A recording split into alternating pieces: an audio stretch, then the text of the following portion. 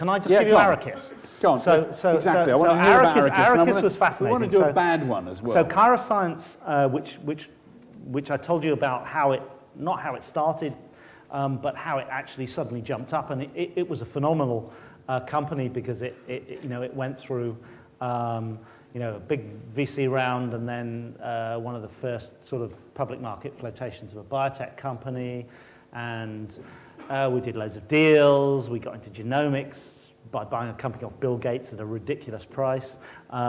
We got products on the market, and eventually the company got sold to Celtec for 750 million, and was a great exit at the time. It was a great success story, had a large number of people employed, a lot of people made money on the public market, investors and employees, and it was great.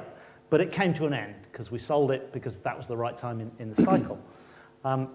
And out of that, a bunch of us started, one of the things that's really interesting, when companies, it's a very important time when companies get sold, stop, finish, loads of leaving parties, people sitting in pubs, reminiscing about the old days, Josiah.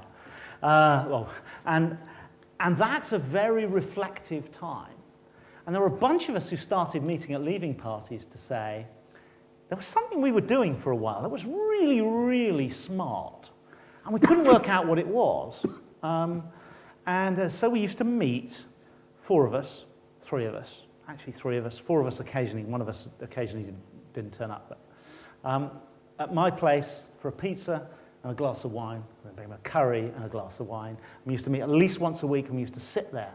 And it took us 6 months to work out what we were doing at a particular time in the past that was really clever that we could do again, and why it was the right time to do it. That became Arakis.